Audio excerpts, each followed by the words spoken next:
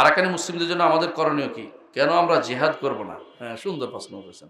আরাকানি মুসলিমদের জন্য প্রথম করণীয় হচ্ছে জায়গা দেয়া। হিজরত করছে, আমরা জায়গা দিচ্ছি আলহামদুলিল্লাহ।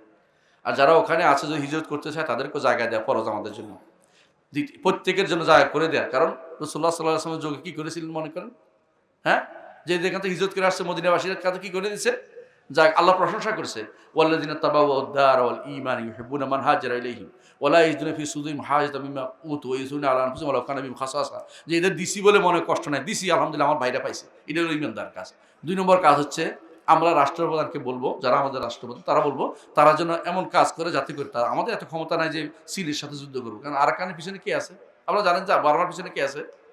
চীন আছে, কোনো সন্দেহ নেই। আপনি মনে করেন না যে এরা এমনি একা একা যুদ্ধ করতেছে। এরা বিশাল শক্তির পিছনে বসে আছে, কারণ তারা এই রাস্তা চায়, এই জায়গাটা পুরো দখল করতে চায়। তাদের জন্য তারা চায় পানির জায়গা, পানি থেকে যেন মালামাল উঠাইতে পারে এই জন্য। তো এই যে আমরা বলবো যে এই বিশ্ব দরবার নেগোসিয়েশন করবে প্রথম কাজ, যে কোনো মূল্যে যেন আমাদের ভাইদের সেখানে অবস্থান করা শুদ্ধ থাকতে পারে, কোনো সমস্যা না হয়, এটা চেষ্টা করবে। যদি এইটা না পারে তারা যে কোনো বুদ্ধিমত্তার কাজ করবে। রাষ্ট্রপতি জিহাদ কোনো ব্যক্তি পর্যায়ে জিনিস না, কথা বলছেন কিনা? সোর হাত কাটতে বলছে, আল্লাহ করে নাই বলছে না? কাটবে কে? কাটবে কে? আমি কাটে দিব?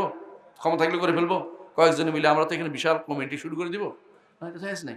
জিহাদের হুকুম হচ্ছে অবশ্যই রাষ্ট্রপ্রধান লাগে, যেখানে অন্যখানে যাইতে হয়। আর যেখানে নিজেরা যেখানে জিহাদ পড়ে গেছে বিপদে, তারা তখন প্রতিরোধ করবে ক্ষমতা থাকলে। যদি আমাদের উপরে কেউ আক্রমণ না করে, আমরা কারো আক্রমণ করতে পারি না, কথা বলেন। অন্য জায়গায় আক্রমণ করতে হলে রাষ্ট্রপ্রধান লাগেই। এটা শিখে নেবেন জিহাদের তরিকা।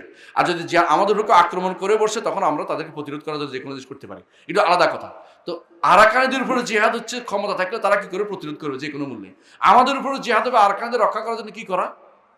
কোনো একজন রাষ্ট্রপ্রধানের অধীনে জিহাদটা করা।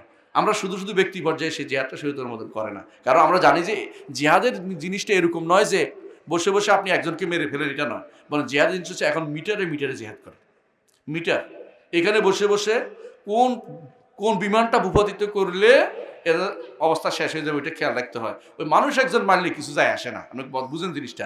এখানে বর্তমান বেশিরভাগ যুদ্ধ হচ্ছে আকাশ যুদ্ধ।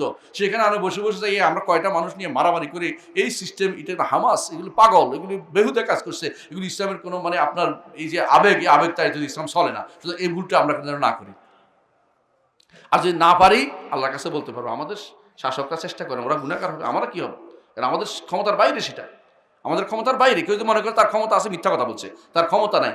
নিজে মাঝে মধ্যে পুলিশ আসলে লুকায়, এমন লুকায় যে এমনভাবে লুকায় যে যেন কেউ দেখতে না হয়। আর এখানে বলতে যুদ্ধ করবে, তারা যায় না। এগুলো বোকা পাইছে মানুষদেরকে, বোকা বানাচ্ছে যুবকদেরকে।